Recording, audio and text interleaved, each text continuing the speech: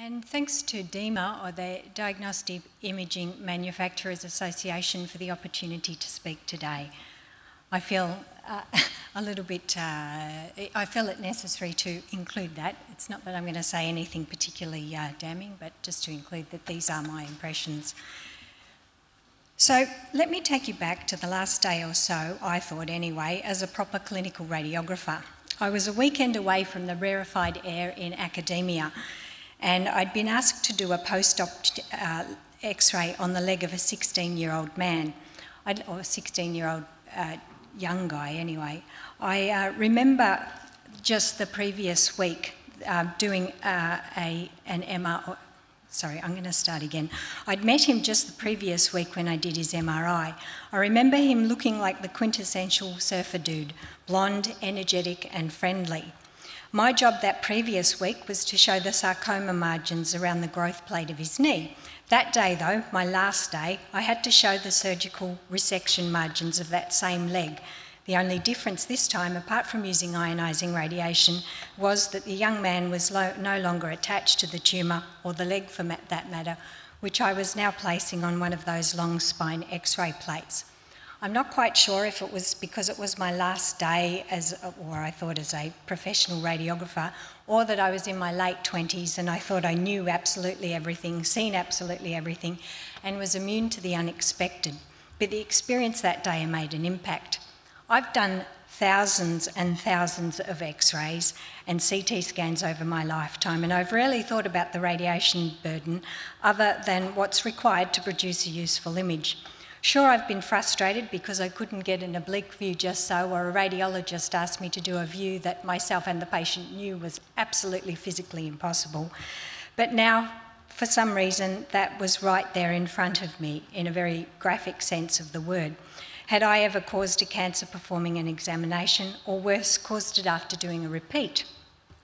Now, I'm not saying that the experience has consumed me for the rest of my career, and I was mixing somewhat advanced understanding of ionising radiation with abstract current data, but I was indeed creating quite the catastrophe cake. So I had no idea back then if I'd ever really caused a cancer, but surely now, 20 years or so down the road of research and development, AI, ML, VR, and countless other acronyms later, it's all clear, right? Lots of clarity, purpose and consistency around dose monitoring, heaps of patient and referrer engagement, stacks of knowledge sharing, local, remote and interdisciplinary, consistent regulation, inspired legislation, all brought about by cool innovation. Now, I'm deliberately being provocative here because it's not now, or has it ever been, about the stats or the numbers. It's about the patient. Sure, there's been a welcome and dramatic generalised reduction, generalised lowering of reduction of radiation burden through advances in technology such as dose modulation, advanced beam filtering and cutting-edge algorithmic image reconstruction methods. But what I'm saying is that these so-called dose savings gained through innovation are being used to support different arguments depending on the stakeholder, and that usually isn't the patient. And that it would be much more useful to think about what personalised medicine and a shared responsibility really means in this space, no matter if we're talking about the radiology operators, their employees, the big manufacturers, startups, academic commercialisations, or the regulators or legislators. So come with me over the next 15 or so minutes as we explore some innovation in the clinical application of imaging, especially in dose management, focusing fairly and squarely on the personalised, on the patient. I'm a clinical scientist now and with one of the big manufacturers, and I know optimising dose in diagnostic X-ray environments involves a continuing discussion around balancing risks with lots of different factors, including the context for delivering that clinical dose in the first place. DRLs are used mainly to monitor and regulate dose. They represent data, not innovation.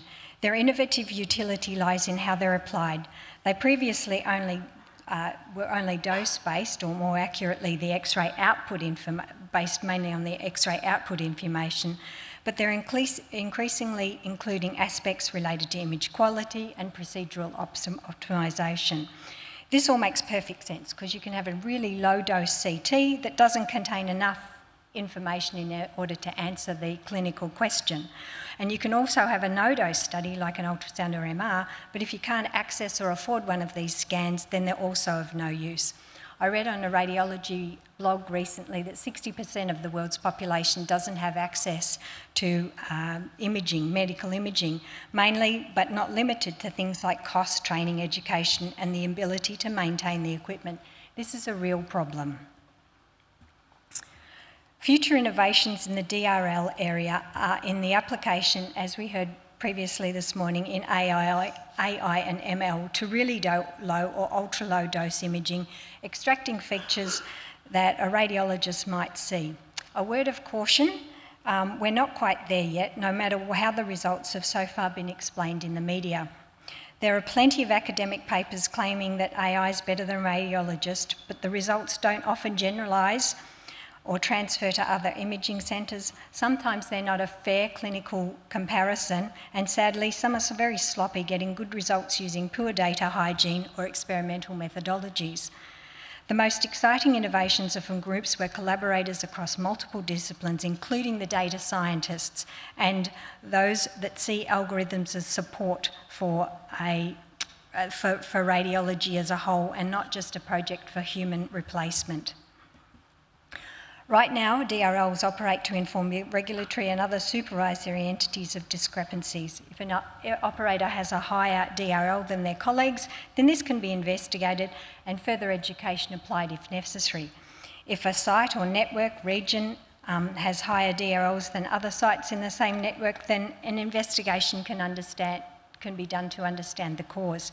Perhaps the patient cohort is vastly different, perhaps the equipment needs updating, or perhaps the scan protocols don't reflect the current needs of the radiologists or the referrers.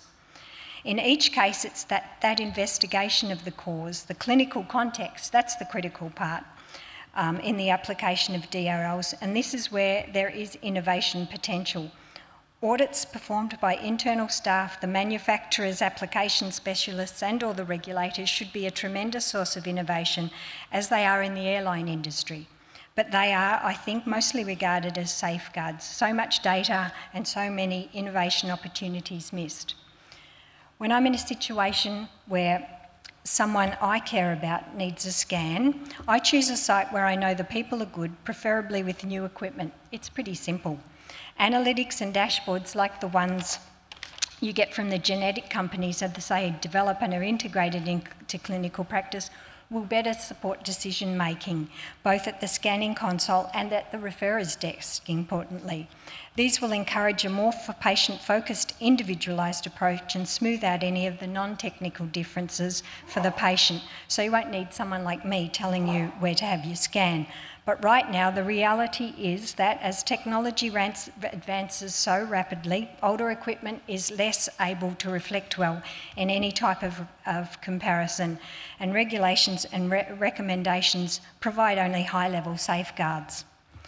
Speaking of safeguards, the wide-scale use of imaging for screening, such as for lung cancer in high-risk individuals, is an innovative application that's catching cancer at much earlier stages, making treatment much more effective. Ultra-low CT scans, I still don't know exactly what ultra-low means, but you know what I mean, around the level of a PA and lateral chest X-ray are possible because forward projection, model-based iterative reconstruction algorithms are now available. When you have the time to spend on computational processing, these applications suppress the influence of noise, capturing more of the diagnostic attributes of the image, or image data, I should say. Other imaging innovations that are computationally heavy are things like 3D printing and cinematic rendering. Both of these provide very personalised data used to address quite complicated surgical or medical problems. These images most often require no additional dose from that of the diagnostic scan and are very easily digested by the layperson, enhancing patient-to-physician and physician-to-physician communication, and in so doing supporting medical education and training. So what could be more personalised than a photo? That's what a group from Emory University in Atlanta are doing, adding photos to portable chest x-rays.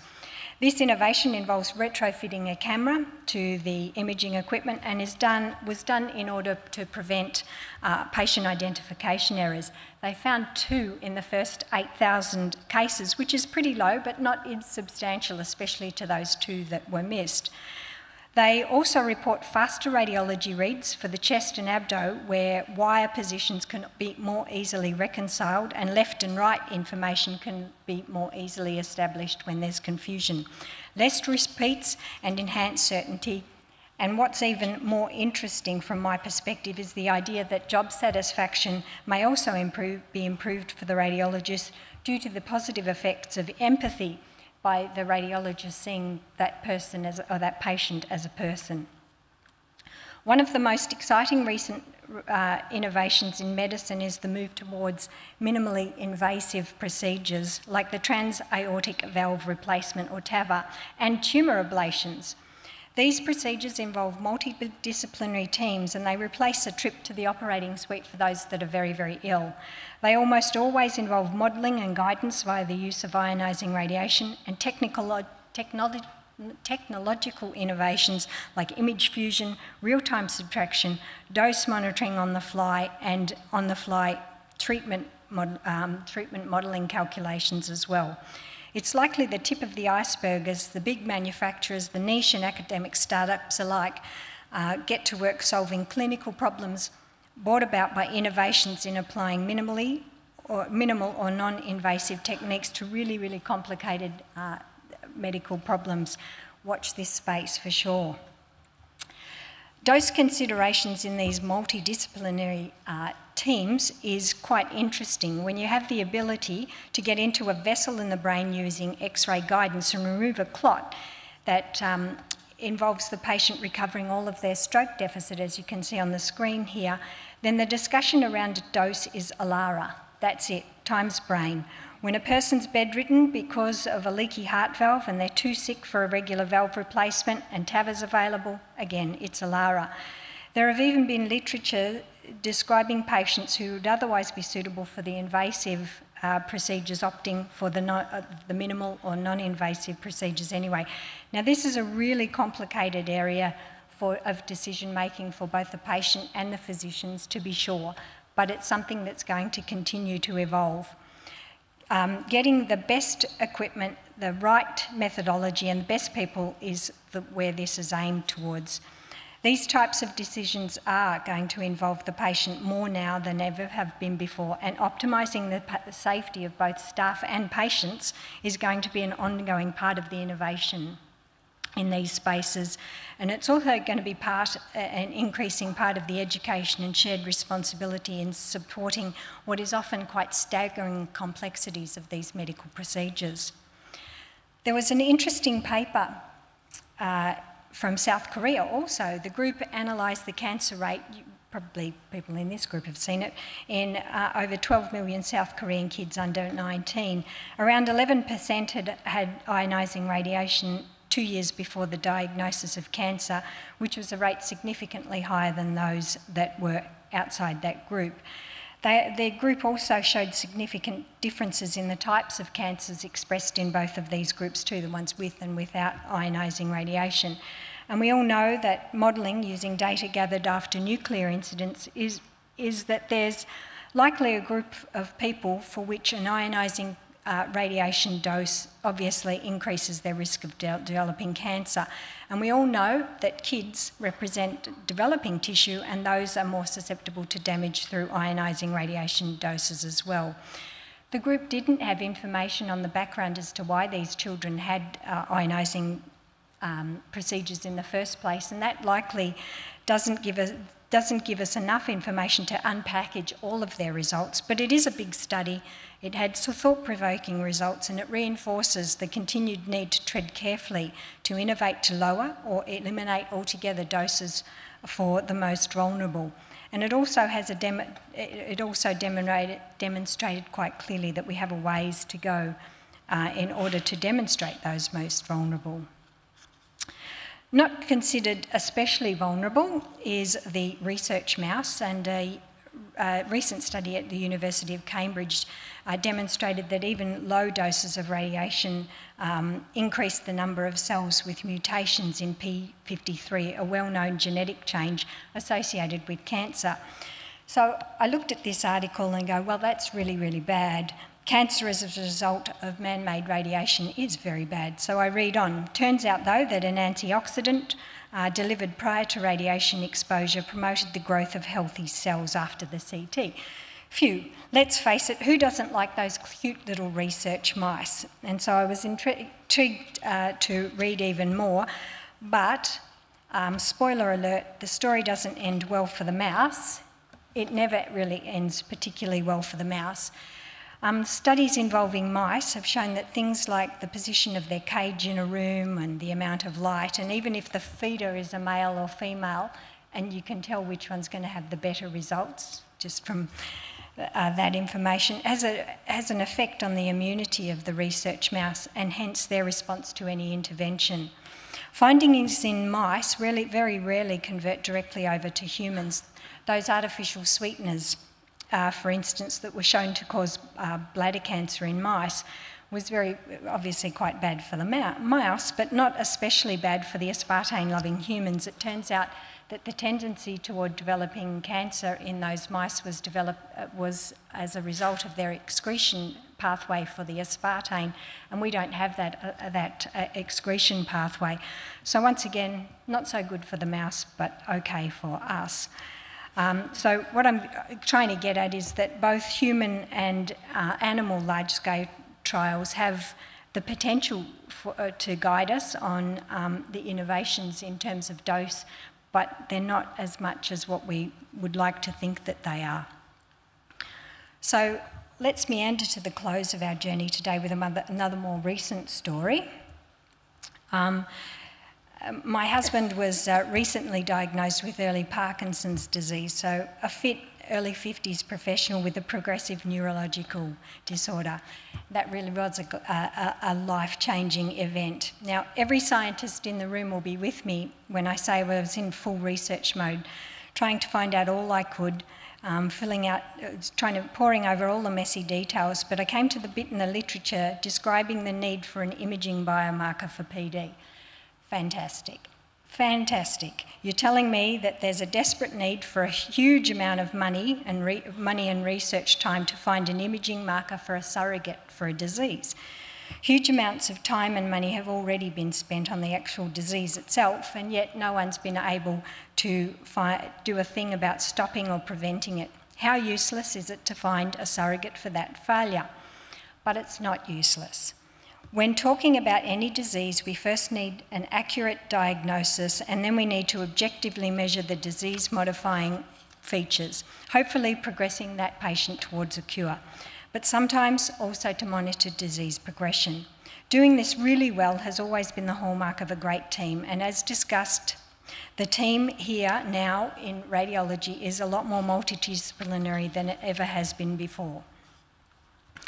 I read a comment in an interview with David Connell, Dr. David Connell. He's a well-respected MSK radiologist, and he said, when imaging is negative, it's most reassuring to the athlete and the club that nothing terrible's occurred. Broader clinical imaging is a little bit different. Sure, a negative result from a screening procedure should be nothing but reassuring, but that's not most of what we do. Most of what we do is trying to work out the cause of a symptom or symptoms. It's about helping to solve a clinical puzzle. The problem as we age is that our bodies keep changing, relentless entropy, as I like to call it. So the puzzle is often pretty complicated, multidisciplinary, and changing over time. Being able to provide largely technical support, and that's mostly what we do, really well and really consistently in a multidisciplinary team is really hard, even with all of the modern technology, innovation and acronyms. Why are these things important? Because imaging helps to provide target. It provides an objective framework for the rules and regulations of the game when it comes to finding and delivering solutions to clinical problems. Imaging outputs provide an objective way to share success and understand failure, which is really important.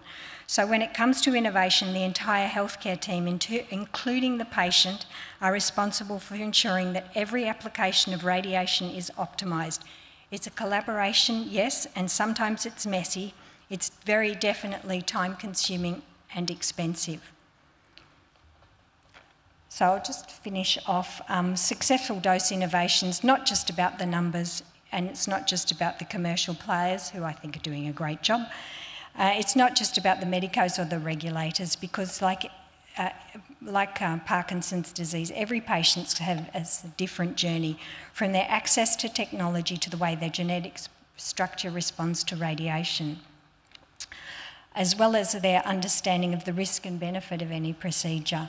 Radiation, as used in imaging, is a tool to get information, to extract biomarkers or surrogates for the diagnosis, and then maybe to track the cure and symptom modifiers. So innovation in this space needs to not just focus on risk of dose or on how big that risk is, but why it's worth taking in the first place, because it's all very personal. Thanks.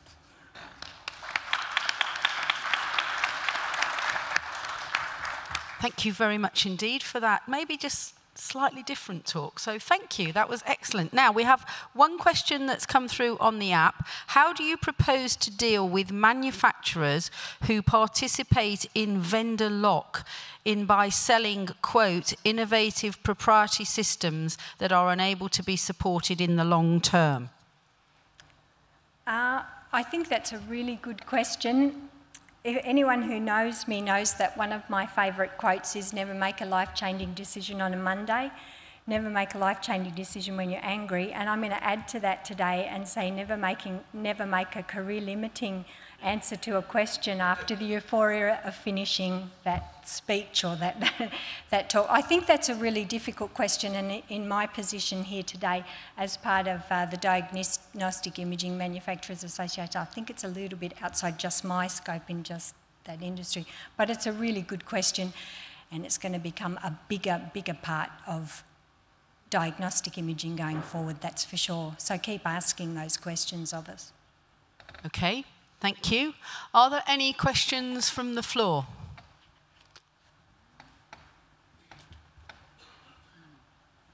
Not that we can see, at least. Right. Okay, Jacqui, thank you very much.